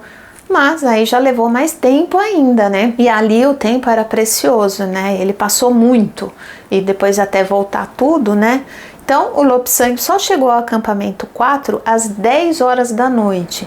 E quando ele chegou, ele encontrou o Anatoly, que tinha acabado de descer da primeira tentativa de encontrar o grupo. Lembra que eu falei que ele levou 3 garrafas de oxigênio e uma garrafa de chá? Quando eram 11 horas da noite, o vento ainda estava muito forte, mas a neve tinha dado ali, a tempestade tinha dado uma melhoradinha. Bem pouco, assim, foram alguns minutinhos só que deu uma acalmada, e nesse momento aquele grupo que estava aninhado ali, aqueles 9, né, que ficaram juntos, abraçados, tentando um aquecer o outro, um deles, que era o sobrinho daquele montanhista mais idoso, que era dos anos 50, o Cleve Schoening, ele conseguiu ver uma abertura no céu e pelas estrelas ali que ele viu, ele conseguiu se orientar. Olha que legal, né? Ele conseguiu ver onde ele estava e saber mais ou menos onde deveria estar o acampamento. Eu podia olhar o céu, não ia saber onde eu estava mesmo, né? Mas que bom que ele soube. Nesse momento, 4 dessas 9 pessoas conseguiram se levantar e saíram para buscar ajuda. As 4 pessoas eram o Cleve Schoening, o Mike Groom, o Neil Baidman e a Aline Galmergan. Esses 4, eles conseguiram levantar e conseguiram chegar, andar e foram até o acampamento 4, se orientando ali pelas estrelas. Quando eles chegaram era 00:45, era 15 para 1 da manhã. E lá no acampamento estava o Anatoly. Ele já tinha saído uma vez, já tinha voltado, não encontrou ninguém, ele estava lá no acampamento. Quando esse pessoal chegou, ele perguntou onde estavam os demais, mas eles estavam tão cansados e estavam tão debilitados que eles não conseguiram falar, só apontou mostrando a direção. Então o Anatoly, ele saiu novamente para procurar as pessoas, levando lá garrafa de oxigênio e garrafa térmica com chá, só que ele não encontrou ninguém e ele voltou pela segunda vez sem resgatar ninguém. Quando ele retornou ao acampamento, o Neil Baidman conseguiu dizer a ele onde as pessoas estavam, porque tinha um ponto ali de referência e tal, e aí ele já conseguia falar, já tinha descansado um pouco, né? Então ele conseguiu falar e o Anatoly então pegou lá as coisas dele, saiu pela terceira vez e ele foi atrás dos sobreviventes, das pessoas que estavam lá para resgatá-los, né? E dessa vez ele encontrou o restante do grupo, porque aí ele já tinha orientação de onde eles estavam. O grupo estava muito mal. O Anatoly levou apenas uma garrafa de oxigênio e uma garrafa térmica de chá. O Anatoly então deu chá quente para o Tim Madsen, que deu chá quente para a Charlotte. A Sandy estava muito mal. A japonesa, a Yasukunamba e o Beck Weathers, que era o que tinha perdido a visão, eles nem se mexiam. E o Anatoly inclusive achou que esses dois, a japonesa e o Beck Weathers, a Yasukunamba e o Beck Weathers já tinham perdido a vida, ele achou, né? Então o Anatoly acabou tendo que escolher alguém ali que ele achava que que tinha mais chance de sobreviver, e ele precisava carregar, então ele não podia fazer mais de uma pessoa, ele tinha que levar um de cada vez, né? Então naquele momento ele decidiu resgatar a pessoa que tinha mais condições de sobreviver, então ele escolheu primeiro levar a Charlotte. Ele apoiou a Charlotte no corpo dele e foi levando ela até o acampamento. E assim, não era tão pertinho, né? Ele levava 1 hora para chegar no acampamento. E 1 hora depois ele retornou para buscar outro sobrevivente. E nessa hora ele levou a Sandy Pittman. O Tim Madsen, aquele que tinha tomado o chá, ele tinha dado uma melhoradinha, bem pouco, né? E ele tinha ficado, ele se levantou e seguiu a Anatoly e a Sandy. Ele conseguiu andar, então foram os 3. Os outros 2, o Beck Weathers e a Sukunamba, ficaram lá, porque o Anatoly achou que eles já estavam sem vida e eles também não tinham reação nenhuma, então. E o Anatoly, ele não aguentava mais, tanto que quando ele chegou no acampamento, depois de resgatar essas 3 pessoas, olha quantas vezes ele saiu e voltou, né? Ele estava tão exausto, mas tão exausto que ele quase desmaiou no acampamento. Ele não tinha, de fato, a menor condição de voltar lá, até porque ele tinha certeza que aqueles 2 estavam mortos já. Enquanto tudo isso acontecia, o acampamento base da Adventure Consultants, do Rob Hall, ouvia as conversas do Rob, já que ele tinha um microfone, ele estava preso na alça da mochila. Então, às vezes, ele disparava, assim, ele acionava, né? Mesmo sem querer, ele acionava involuntariamente, não era que o Rob apertava, não. E o pessoal lá do acampamento base, eles acabavam ouvindo o Rob falando com alguém, ele escutava, ele falando, ele falava assim, continue andando, não pare. E o pessoal da base acreditava que ele estava falando com o Doug, e provavelmente era mesmo, né? E era com quem ele estava. Às 4h45 da madrugada, o Rob Hall pegou o microfone e acionou propositalmente, essa hora ele apertou mesmo, para se comunicar com o pessoal dele ali da base. Talvez o pessoal tivesse tentado falar com ele, né? E nesse momento ele acabou respondendo, ou foi ele mesmo que acionou chamando, isso não fica claro nas reportagens. O fato é que ele conseguiu se comunicar, eles se comunicaram diretamente com o pessoal da base e com o Rob Hall. O Rob Hall então disse que tinha chegado ao cume sul e todos ali respiraram aliviados porque sabiam que lá tinha oxigênio, né? Mesmo o Andy Harris falando que não tinha oxigênio. Porém, ele explicou que o sistema de oxigênio dele estava congelado. Então não adiantava ter ali garrafa de oxigênio se ele não ia poder usar. E voltaram a se preocupar, né? Porque ele estava sem oxigênio. Numa dessas conversas, perguntaram ao Rob Hall onde estava o Doug. E ele respondeu, ele se foi. Depois disso, o Rob Hall perguntou várias vezes onde estava o Andy Harris, que era o guia assistente dele, aquele que eu falei que depois ficaram sabendo que ele faleceu, né?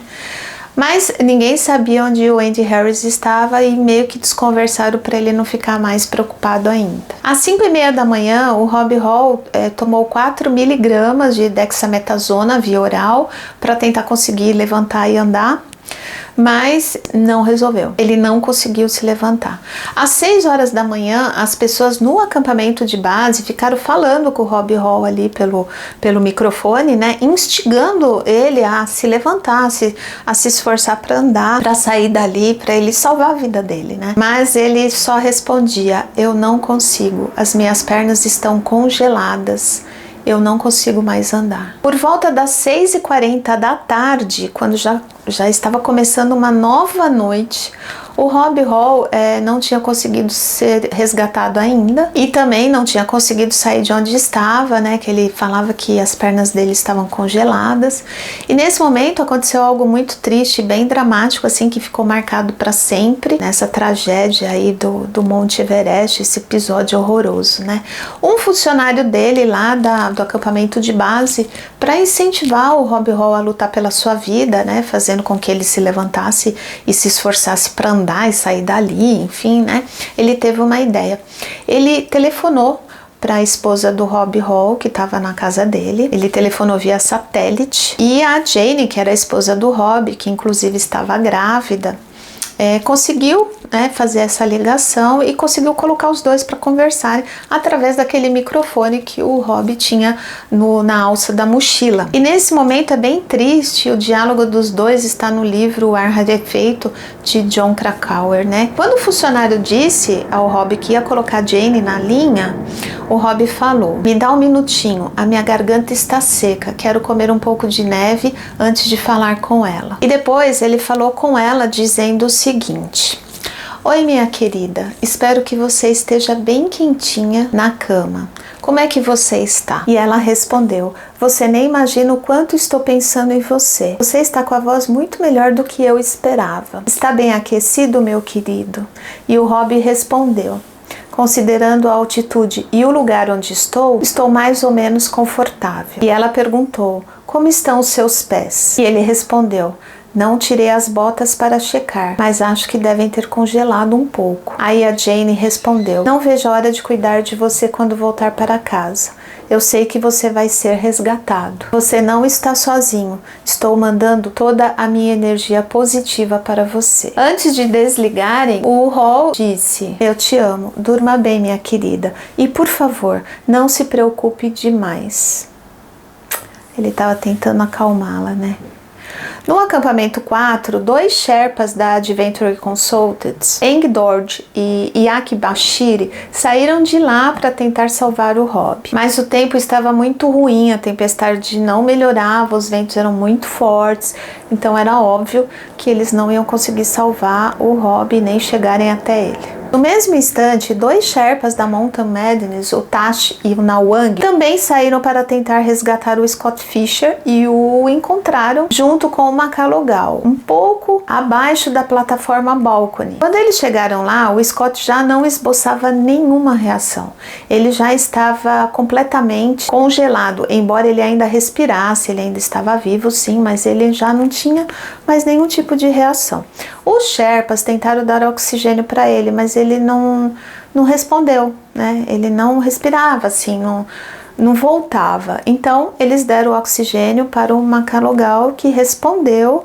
Então, o Macalogal estava melhor do que o Scott. E os 2 homens, então, decidiram resgatar o Macalogal. Já não tinha mais o que fazer. O médico canadense Stuart Hutchinson, que é um dos que desistiram lá, né, no começo de tudo isso, e 2 Sherpas saíram para tentar resgatar os 2 que ficaram sozinhos na neve, que era a japonesa e o médico texano, para ter certeza que eles não estavam mais vivos mesmo, como a Anatoly tinha falado. Era a Yasuko Namba, do Japão, e o médico patologista texano, o Beck Weathers. Os 2, eles estavam lá naquele canto onde foram abandonados lá, né, porque aparentemente estavam mortos. Os corpos estavam semi-enterrados na neve e com queimaduras terríveis pelo corpo. Eles estavam sem luvas, que me parece, pelo que eu li, é algo normal. Quando as pessoas estão congelando, elas tiram partes das suas roupas, acho que deve queimar, né? Então eles estavam sem as luvas e as mãos deles estavam completamente congeladas. E nesse momento, o médico Stuart Hutchinson, ele conversou com os dois Sherpas que estavam com ele ali, né? E o médico perguntou para eles a opinião deles, o que eles achavam. E os dois Sherpas disseram que os dois ainda estavam vivos, mas que estavam muito mal e que eles não iam resistir e que provavelmente era questão de algumas horas ali, eles não sobreviveriam, e também que seria muito perigoso tentar socorrer os dois, tentar levar eles para acampamento, porque ao invés de 2, era provável que morresse os 5. Então, nesse momento, eles decidiram deixar aí a Sukunamba e o Beckwithers lá para morrerem mesmo, né? Deixaram os dois lá para morrer, embora tivessem certeza que eles ainda estavam vivos. Decidiram deixá-los lá e voltaram ao acampamento. Depois de algumas horas, uma sombra foi vista se mexendo ali próximo do acampamento, né? O pessoal que estava ali viu uma sombra, mas estava neve, tudo branco, né? Como se alguém estivesse andando na neve em direção ao acampamento 4. Como estava tudo branco, não era possível ver com clareza, mas parecia sim ser uma pessoa que caminhava com dificuldade em direção ao acampamento 4. E depois viram quem era. E quem era essa pessoa? O Beckwithers, o médico patologista texano que tinha sido largado para morrer, que estava cego e tudo mais, né? Ele conseguiu se levantar e ele chegou ao acampamento andando sozinho. E reclamando, ele chegou reclamando e repetindo diversas vezes: eu nunca mais vou escalar uma montanha na minha vida. Ninguém esperava por isso e foi uma surpresa, né? Pensa, ele já tinha sido largado algumas vezes, né? Todos ali correram para ajudá-lo e tentaram aquecer as mãos dele. E ele vinha segurando a mão, assim, ele vinha assim, meio apoiando a mão, né? Porque elas estavam completamente congeladas. Então, eles tentaram ali colocar água, alguma coisa assim, deram dexametasona, cobriram ele com sacos de dormir, que eram de plumas de ganso, né? Cobertores, enfim. Tentaram aquecê-lo da melhor forma para ver se a mão voltava a circular o sangue e tal. Quanto aos Sherpas que foram resgatar o Robbie Hall, não conseguiram chegar até ele porque o tempo estava muito ruim, estava nevando muito, muito vento, então eles não conseguiram encontrar o Robbie Hall. O Anatoly, por sua vez, depois que encontraram o Beckwithers, né, ele achou que estava morto e não estava, então ele subiu para ter certeza que o Scott Fisher não tinha sobrevivido. O Scott era o chefe dele, né? E sim, ele teve essa certeza porque ele encontrou com o Scott já sem vida, então ele teve realmente certeza de que o chefe tinha perdido a vida e ele retornou novamente ao acampamento 4. Aquela noite foi terrível, assim, ventou muito e várias barracas foram destruídas por conta da tempestade, dos ventos fortes, né? E dentre as barracas que foram destruídas estava a barraca onde estava o Beckwithers, sozinho. E somente pela manhã, só depois de horas, quando John Krakauer acordou e saiu da sua barraca, ele viu a barraca do Beck completamente destruída, a porta estava aberta, né? Não é completamente destruída, mas a porta da barraca abriu. E ele olhou e entrou neve e ele viu o médico soterrado na neve. E naquele momento ele concluiu que depois daquilo tudo, que o Beckwithers não tinha resistido, quer dizer, ele ficou para morrer, conseguiu andar até ali, chegou, foi socorrido, só que aí destruiu a barraca, ele estava congelado, né? Então ele não tinha conseguido sobreviver.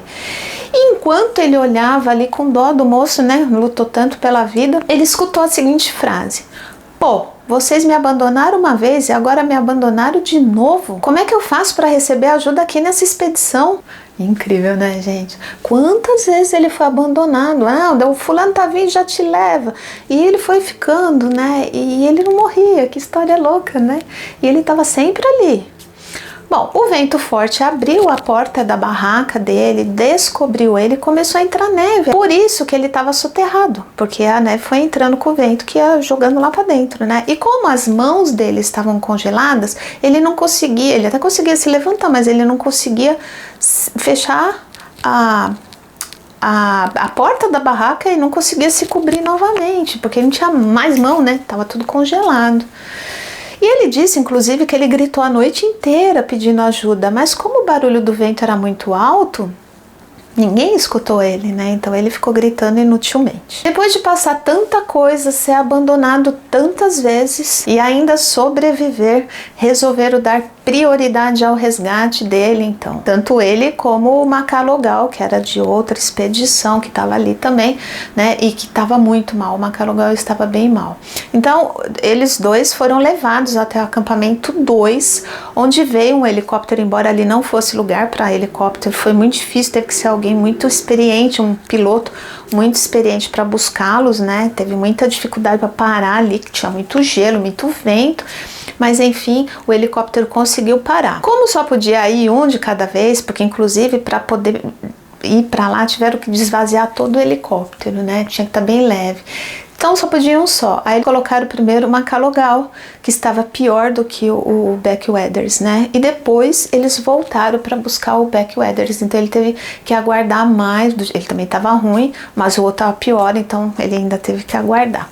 O Beck foi levado ao hospital em Katmandu, no Nepal, onde ele recebeu tratamento e infelizmente ele perdeu uma mão inteira e na outra mão ele perdeu todos os dedos da outra mão. Ele também teve gangrena por conta de congelamento no nariz, que teve de ser tirado fora, e posteriormente fizeram um enxerto para ele ter uma aparência melhor, né? Ficar sem nariz, né? Então fizeram enxertos ali, fizeram várias cirurgias e ele acabou sobrevivendo. Esse moço foi abandonado tantas vezes que eu nem sei como ele resistiu. Ele inclusive escreveu um livro chamado Deixado para Morrer. Decididamente não poderia ter um título mais apropriado à experiência que ele passou, né? Ele foi bem isso mesmo, ele foi deixado para morrer várias vezes. Essa expedição catastrófica também rendeu mais 2 livros, um deles, já até comentamos aqui anteriormente, que é o do Jon Krakauer, né, No Ar Rarefeito, que foi inspiração até para filme. Esse livro inicialmente era uma matéria para a revista Outside, né, de montanhismo, que acabou virando livro. E o outro livro chama A Escalada, que foi escrito por Anatoly Bukrev e mais uma outra pessoa que escreveu em conjunto com ele. No livro do Jon Krakauer, ele meio que culpava essa tragédia ao Anatoly por conta dele ter subido a montanha sem oxigênio suplementar, e por conta disso ele acabou descendo antes porque ele não tinha muito oxigênio e deixou o pessoal para trás, né, e desceu logo assim. Então nesse livro o Jon Krakauer fala que ele foi muito culpado, porque na visão do Jon Krakauer, se ele estivesse com o oxigênio dele, ele teria ajudado os demais e consequentemente todos teriam descido antes com segurança e essas mortes poderiam ter sido evitadas. Já o livro A Escalada, escrito pelo Anatoly, ele rebateu as críticas do Jon Krakauer. Do ponto de vista literário, o livro do Jon Krakauer é mais romantizado, mais gostoso de ler, de acordo com os críticos. Já o do Anatoly é mais técnico, é uma leitura assim mais para montanhistas mesmo, né, e que dá um olhar diferente. Eu não li nenhum dos dois, infelizmente, mas as críticas de ambos os livros são muito boas e eu vou comprar os 2 livros porque eu fiquei super curiosa e eu quero poder comparar se é assim mesmo, se um é mais romantizado, outro é mais técnico, e depois que eu ler, eu volto aqui para dizer nos comentários o que eu achei dos livros. Agora, para finalizar o vídeo de hoje, eu vou enumerar aqui as 5 prováveis causas dessa tragédia de acordo com especialistas. Então vamos lá. A primeira, as 2 equipes terem acreditado no boato que as cordas estavam afixadas e não ter ido lá antecipadamente para verificarem se de fato elas estavam afixadas lá mesmo ou não. Colocarem as cordas na hora ali com poucas pessoas e só o Anatoly que fez, e perdeu 1 hora, né? Então essa 1 hora que eles perderam foi um tempo precioso, o que atrasou a subida. Então isso foi um erro bem grande, pelo que eu pesquisei e pude ver, né? Nas matérias eles dizem que esse erro foi assim grotesco. Segundo, outro erro, de acordo com os especialistas, foi a subida do líder, o Scott Fischer, já que ele estava se sentindo mal. Então insistir em subir um cara super experiente como ele, né, um montanhista experiente, como que ele insistiu em subir sabendo que não estava se sentindo bem. Ele deveria ter abortado a sua ascensão ao Monte Everest naquele ano e deveria ter passado ali a faixa de capitão, né? Não sei se é esse o termo que usa, provavelmente seja, para o Anatoly, que era outra pessoa super conceituada, super experiente. Então ele devia ter ordenado ao Anatoly que usasse o oxigênio suplementar para que ele não tivesse tanta pressa em descer e passaria o cajado para ele mesmo, né? E assim ele teria ajudado os demais montanhistas, né? Terceiro, mais um grande erro foi escalar o Monte Everest no dia 10 de maio, muito cedo, pelo que disseram, né? Os especialistas disseram que a melhor época para ascender ao cume do Everest é entre os dias 22 e 26 de maio, que é quando o clima está melhor. A temperatura, não tem muitas chances de tempestade, enfim, é mais adequado nesse período. E nunca na primeira quinzena de maio, porque nessa ocasião existem muitos temporais repentinos. Eu vi uma reportagem que o pessoal da Adventure Consultants tinha um compromisso com um passeio de helicóptero no dia 13 de maio, por isso a pressa. Por isso era urgência em levar o grupo antes disso para que ele retornasse a tempo desse outro compromisso aí no dia 13. Outro grande erro foi ignorar o horário limite para descida, ou seja, era para todos descerem às 14 horas no máximo, não era para continuar subindo. Então não é à toa que tem um horário estipulado, né? Eles não deviam infringir essa determinação. Com certeza, se todos tivessem descido até as 14 horas, independente de terem ou não alcançado o cume, obviamente todos já estariam nas suas barracas antes da tempestade começar. E consequentemente ninguém teria perdido a vida. O próprio Rob Hall subiu com o Doug para não desapontá-lo, né? Quer dizer, a determinação era dele e ele também foi contra o que ele falou, né? O Scott Fischer, que foi o último a subir, quer dizer, até mesmo os líderes cometeram erros grotescos, erros primários, e ignoraram algo tão importante que com a experiência deles, eles sabiam que não podia passar do horário. Outro grande erro foram os clientes que não tinham experiência subirem a montanha, porque na hora que o bicho pegou, né, eles ficaram dependentes demais dos guias e dos sherpas, né? Então eles tinham que ter experiência para subir a montanha. Podia ser subiu qualquer montanhinha e já vai subir a montanha mais alta do mundo. Então olha só, antes de iniciarem a escalada, teve a morte do Nawang, o sherpa da Mountain Madness, que sofreu de mau agudo da montanha, foi socorrido e faleceu no hospital semanas depois. E durante a expedição teve a morte de 3 guias, do Andy Harris, o Rob Hall e o Scott Fischer, além dos clientes, ambos da Adventure Consults, que é a Tsukunamba do Japão e o Doug Hansen dos Estados Unidos. Então só aí foram 6 pessoas, sem contar com as mortes de 3 outras pessoas de outra expedição. Isso na mesma temporada e no mesmo dia, inclusive. Infelizmente, todos esses corpos estão lá até hoje porque não tem como tirá-los, né? Já é difícil cada alpinista subir com as suas mochilas. Imagina ter que descer um corpo, considerando quando pesa 80 quilos, eu li que congelado pesa 110 aproximadamente. Precisaria de vários homens para tirar um corpo das montanhas, sem contar com o risco desses homens morrerem também, caírem, escorregarem, não tem a menor condição de tirá-los de lá, e por lá ficam. O próprio Rob Hall foi visto no dia 23 de maio daquele ano por alpinistas que o conheciam. Ele estava completamente congelado e no mesmo lugar em que ele disse que estava quando ele falou pelo telefone com a esposa. Esses alpinistas foram fazer o cume no período certo do ano, mas o Rob Hall e o Scott Fischer queriam ser os primeiros daquele ano a fazerem o cume, e olha só o que deu, né?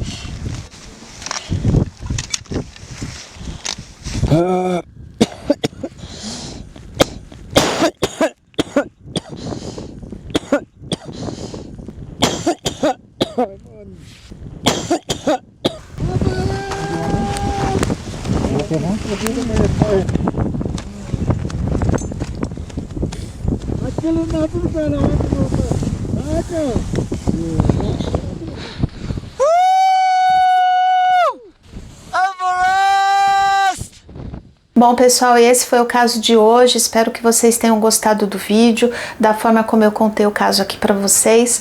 E se gostaram, não se esqueçam de curtir, de comentar, de compartilhar, ativar o sininho de notificações e também de se inscreverem no canal para me ajudarem a impulsionar o vídeo para mais pessoas e, consequentemente, fazer o canal crescer. E é isso, pessoal. Obrigada por me ouvirem até aqui. Até o próximo vídeo. Tchau!